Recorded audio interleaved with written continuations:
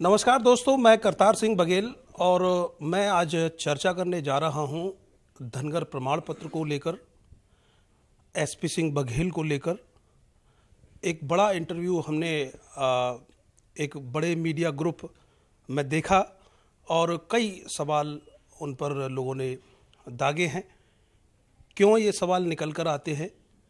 मेरे साथ में इस समय धनगर समाज के पुरोधा जो उसकी लड़ाई लड़ रहे हैं, समाज को इंसाफ दिलाने की लड़ाई लड़ रहे हैं और इस वंश वेल को बचाने का काम कर रहे हैं। इस कौम की वंश वेल को जो नेस्तनाबूद कर रहे हैं, उन लोगों के सामने चुनौती बनकर आप खड़े हुए हैं। मेरे साथ में अखिल भारतीय धनगर समाज महासंघ के राष्ट्रीय महासचिव डॉक्टर धर्म सिंह धनगर, जो बुलंदशहर के हैं और निवास बुलंदशहर आप करते हैं। सबसे पहले मेरा सवाल आपसे मैं ये लूँगा कि एसपी सिंह बघेल पर जाति को लेकर बड़ा सवाल खड़ा होता है। कभी लोग उनको ठाकुर कहते हैं, बीसी गडरिया कहते हैं, धनगर से विधायक रहे हैं, सांसद रहे हैं, मंत्री भी हैं। क्या कुछ कहना चाहेंगे? ये सवाल बार बार कहीं ना कहीं इस कौम को बदनाम करने के लिए, एक नेता को बदनाम करने के लिए ये उपज के आते हैं। क्या कुछ कहना चाहेंगे, कैसे डिफाइन करेंगे? सर्वप्रथम समस्त दर्शकों के लिए मेरा जय धनगर जय मल्हार और नमस्कार है। हमारे धनगर मूल वंश के पुरोधा, राजनैतिक योद्धा प्रोफेसर एसपी सिंह बघेल जी की जाति धनगर है और उन पर जो आरोप लगते हैं, मैं उनका 1 बाय 1 स्पष्ट जवाब दे रहा हूँ। किसी भी व्यक्ति की जाति एक होती है और जाति जन्मजात होती है। किन्हीं अभिलेखों में दर्ज अगर जाति गलत हो जाती है तो उसका मतलब ये नहीं है कि उसकी जाति वही होती है। प्रोफेसर एसपी सिंह बघेल मूलतः औरैया ज़िले के निवासी हैं और उनके पिताजी के हाई स्कूल के जाति प्रमाण पत्र में नाम राम भरोसे धनगर अंकित है और उन्होंने जीआईसी इंटर कॉलेज इटावा से 1931 में हाई स्कूल करने के उपरांत मध्य प्रदेश पुलिस में अपनी सेवा दी। तो जहाँ तक उनके शैक्षणिक अभिलेखों में सिकरबार अथवा जाति ठाकुर होने का सवाल है, तो जिसके बाबा पिताजी धनगर मूल वंश के रहे हों, उनके बेटे की जाति ठाकुर कैसे हो सकती है? कभी नहीं हो सकती, चूँकि जाति जन्मजात होती है।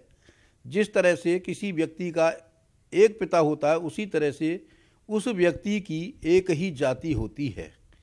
जहाँ तक धनगर जाति के प्रमाण पत्र का सवाल है, तो मध्य भारत में धनगर जाति मूल जाति के रूप में आज भी विद्यमान है। वो मध्य भारत से जो लोग उत्तर भारत की ओर भेड़ बकरी चराते हुए आते थे और आकर जो निवासरत हो गए हैं, उनकी कानूनी दृष्टि से गडरिया की उपजाति धनगर के रूप में पहचान विद्यमान है और गडरिया की उपजाति धनगर अनुसूचित जाति के रूप में अधिसूचित है। शासनिक और प्रशासनिक दृष्टि से और हम लोगों के पूर्वजों की अशिक्षा अज्ञानता के कारण हम लोग गडरिया के सर्टिफिकेट लेते आए, जबकि हमारा गडरिया से कोई दूर दूर तक संबंध, जातीय संबंध नहीं है। चूँकि हमारा मूल वंश धनगर है, धनगर हमारी जाति है, इसलिए और धनगर को अनुसूचित जाति के रूप में 1950 से ही अधिसूचित किया गया है। तो हम लोग धनगर अनुसूचित जाति के व्यक्ति हैं। प्रोफेसर एसपी सिंह बघेल की जाति जन्मजात धनगर है, ये उन पर झूठे आरोप लगाए जाते हैं। टीसी को लेकर भी बड़ा सवाल खड़ा होता है। टीसी को लोग प्रस्तुत करते हैं, ये कहाँ कहाँ से बन के आती हैं ये इस तरह की चीज़ें? जिस समय किसी विद्यालय में एडमिशन कराया जाता है तो जाति बिना प्रमाण पत्र के लिखी जाती है और वो टीचर भी लिख सकता है गलत, या हीन भावना के कारण किसी व्यक्ति द्वारा अगर कोई जाति गलत लिखा दी गई है तो उसकी वो जाति नहीं हो सकती है। इस संबंध में मैं स्पष्ट करना चाहता हूँ, यदि मैं अपनी सारी संपत्ति उत्तर प्रदेश से बेचकर राजस्थान राज्य में जाकर बस जाऊं और अपना वहाँ पर जाति मीना लिखा लूँ और मेरे बच्चे पढ़ लिखने के बाद में मीना हो जाए और सर्विस लगने लगे, तो जाति वहाँ देखी जाती है जब उनके शादी विवाह का नंबर आएगा, तो वो शादी करने यदि मेरे बेटे की कोई आएगा लड़की वाला मीना समाज का, तो पूछेगा कि आपकी बुआ कहाँ ब्याही है, आपकी बहन कहाँ ब्याही है, आपकी माँ कहाँ की है। तो वो जब मैं उनको इन सवालों के जवाबों से कतराऊँगा या मैं उनको सच बताऊँगा, तो वो मेरे रिश्तेदारी में जाकर पता कर लेंगे कि इनकी क्या रिश्तेदारी है, इनकी जाति क्या है, तो सच सामने आ जाएगा।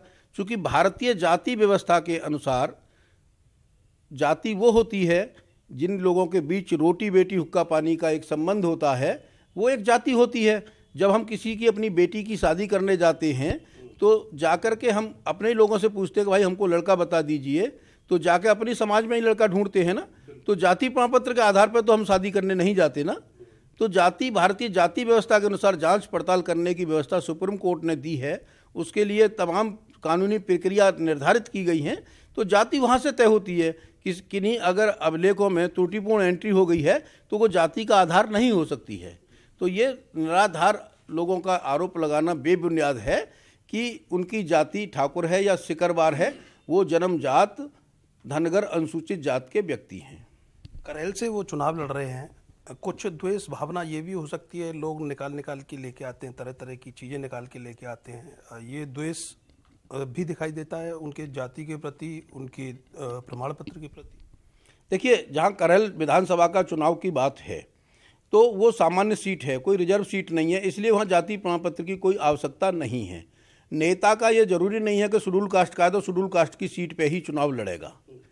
अगर पार्टी ने किसी को कैंडिडेट तय किया है तो उसको सामान्य सीट पर जाने के, चुनाव लड़ने के लिए वो पार्टी का फैसला है, कैंडिडेट का फैसला है। तो इसमें जाति का वहाँ कोई सवाल नहीं उठता और वहाँ पर कोई जाति प्रमाण पत्र दाखिल करने का कोई सवाल जब आएगा, जब कोई आरक्षित सीट हो तो सामान्य सीट है तो उस पर सामान्य सीट पर किसी भी जाति का, किसी भी धर्म का व्यक्ति जाकर चुनाव लड़ सकता है। ऐसी कहीं कोई बाध्यता नहीं है कि जाति प्रमाण पत्र से ही चुनाव लड़ा जाएगा वहाँ।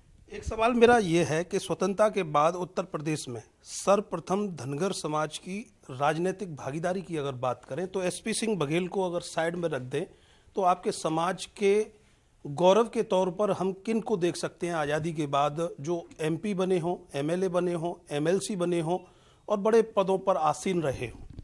देखिए, देश की आज़ादी के उपरांत उत्तर प्रदेश राज्य में सर्वप्रथम विधायक बनने का गौरव बीडी धनगर को उसी करहल विधानसभा से, जहां से आज माननीय प्रोफेसर एसपी सिंह बघेल चुनाव लड़ रहे हैं, इसी सीट पर धनगर वंशीय बीडी धनगर जी को जाता है। और उसके उपरांत 1957 में प्रथम लोकसभा सदस्य बनने का गौरव भी उनको मैनपुरी लोकसभा से बीडी धनगर जी को प्राप्त है। जहाँ तक और सदन के सदस्यों का सवाल है तो प्रथम एमएलसी उत्तर प्रदेश राज्य के उच्च सदन का गौरव जो है श्री बैजनाथ पाल, गांव विदियापुर, तहसील सदर, जिला प्रतापगढ़, जो 1970 से 80 के दशक में सदस्य कांग्रेस पार्टी ने उनको एमएलसी बनाया था, उनको प्रथम स्थान जाता है।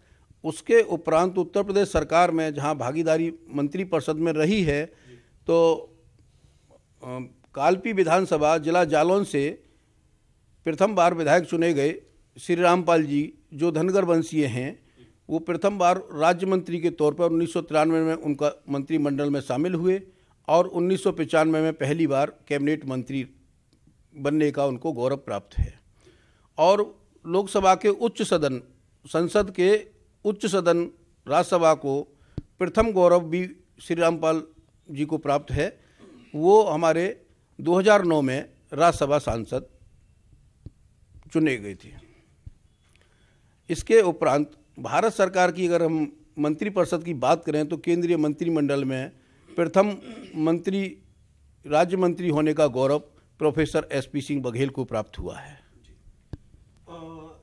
एक सवाल मेरा ये भी है कि एसपी सिंह बघेल पर आरोप लगता है अक्सर करके कि उन्होंने 1996 में या 94 में जब राजनीतिक पदार्पण किया, राजनीतिक स्तर पे उन्होंने जब समाजवादी पार्टी से टिकट प्राप्त किया, उसके बाद वो अकेले चरम पर बढ़ते रहे, लेकिन किसी को उन्होंने किसी भी समाज के किसी भी व्यक्ति को बढ़ने नहीं दिया राजनीतिक स्तर पर, ये उन पर आरोप लगता है।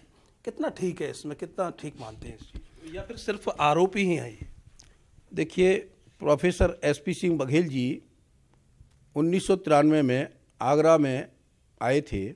उसके उपरांत उन्होंने मुलायम सिंह यूथ ब्रिगेड की स्थापना की थी और अपना जलेसर लोकसभा को अपना कार्यक्षेत्र बनाकर उन्होंने राजनीति शुरू करी।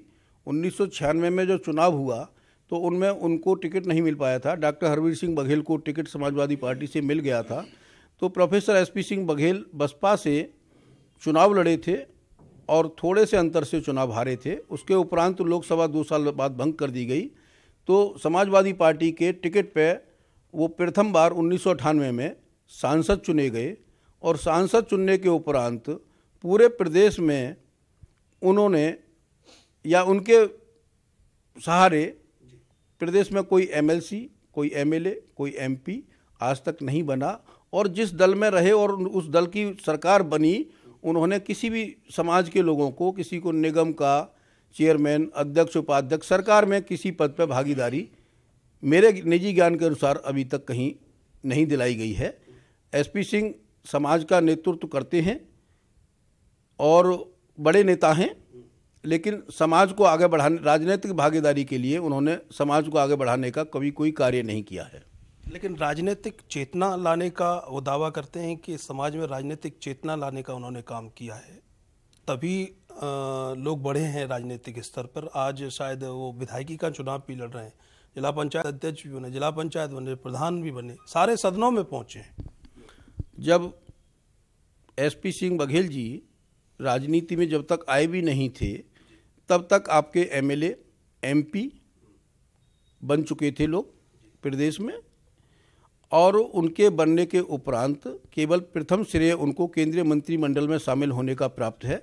बाकी चेयरमैन और अन्य पदों पे लोग पहले से जागरूकता रहे हैं। लेकिन हाँ, ये बात ठीक है कि आगरा के लोग जो है थोड़ा तेज गति से जागरूक हुए हैं, संबंध राजनीतिक चेतना हुई है। और आगरा एक ऐसा केंद्र है जहाँ पर ब्लॉक प्रमुख, जिला पंचायत अध्यक्ष, एमएलसी और चेयरमैन, राज्यसभा, विधानसभा, विधान परिषद, मंत्रिमंडल में, केंद्रीय मंत्रिमंडल तक पहुंचने का सौभाग्य आगरा से ही प्राप्त हुआ है। एक सवाल और है कि आपने नाम लिया कि प्रथम तौर पे बैजनाथ पाल जी का नाम लिया आपने प्रतापगढ़ से। भागवत पाल, दयाराम पाल, रमाशंकर पाल, अयोध्या प्रसाद पाल, पूजा पाल भी हैं, राजा राम पाल भी हैं, राकेश पाल, झांसी वाले, तमाम लोग ऐसे हैं जो कहीं ना कहीं अगर आरोप लोग लगाते हैं तो ये लोग भी साइड में बढ़ते रहे और एमपी एमएलए भी रहे हैं और अच्छे पदों पर भी आसीन रहे हैं। कैसे देखते हैं? देखिए, जहाँ तक आपने श्री भागवत पाल जी का, राजा राम पाल जी का, रामाशंकर पाल जी का, दयाराम पाल जी का और अयोध्या प्रसाद पाल जी का, राकेश पाल झांसी का नाम लिया है, तो ये वास्तविक इनकी जाति गडरिया है, जिनको नीखर के नाम से जाना है, वह पहचाना जाता है। नीखर और धनगर दोनों में रोटी बेटी हुक्का पानी के संबंध नहीं हैं, इसलिए वो हमारा उनसे कोई जातीय संबंध नहीं है। व्यवसाय तौर पे भेड़ बकरी वो भी चराते थे, भेड़ बकरी धनगर भी चराते थे, तो एक व्यवसायिक तौर पे हमारा उनका संबंध हो सकता है। लेकिन जहाँ तक राजनीतिक भागीदारी है तो धनगर अलग है और गडरिया अलग है। और ये लोग जो नाम आप लोगों ने लिए हैं, जिनमें मुख्य रूप से भागवत पाल, दयाराम पाल, अयोध्या प्रसाद पाल, राजा राम पाल, रामाशंकर पाल और आपके कन्नौज से विजय बहादुर पाल और राकेश पाल झांसी से, ये लोग सारे के सारे नीखर हैं, इनका धनगर से कोई संबंध नहीं है। हाँ, पूजा पाल धनगर हैं, उनके पति जो है। डॉक्टर साहब, मेरा एक सवाल ये है कि लोगों का आरोप ये भी रहता है कि आप धनगर और नीखर करके बांटने का काम कर रहे हैं, तो कैसे देखते हैं आप? देखिए, ये बांटने का नहीं है, ये लोगों का अल्प ज्ञान है जो इस तरह की बात करते हैं। क्योंकि भारतीय जाति व्यवस्था जो है, उनका हमारा कभी पूर्व काल से लेकर आज तक रोटी बेटी हुक्का पानी का संबंध रही नहीं रहा है। आज भी सामान्यतः कोई धनगर नीखर में शादियां नहीं होती हैं। तो हमने बांटने का काम कहाँ किया? हमने तो केवल धनगर जाति के संवैधानिक अधिकार को धनगर को दिलाने का काम किया है। पात्र व्यक्ति की लड़ाई को लड़ा है। धनगर वंश को जो लोग मिटाना चाहते थे उनको उसको पुनः स्थापित करने का काम किया है। नीखर वास्तव में गडरिया है जो बैकवर्ड जाति प्रमाण पत्र का धारक है और उसको वही प्रमाण पत्र मिलना चाहिए। उसका धनगर से कोई लेना देना नहीं है।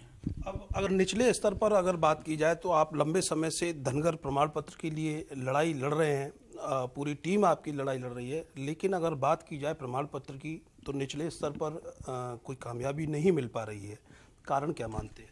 देखिए, ये लंबे समय से हम लोग अपनी पहचान को, चूँकि धनगर अशिक्षा, अज्ञानता बस और हीन भावना के कारण कहीं पाल कहीं बघेल लिखने लगा और इन लोगों ने अपनी लोकतंत्र में संख्या बढ़ाने के लिए धनगरों का पालीकरण कर दिया और हीन भावना से लोग पाल बघेल लिखने लगे और अपने मूल वंश को धीरे धीरे हम लोग अज्ञानता बस प्राप्त नहीं कर पाए।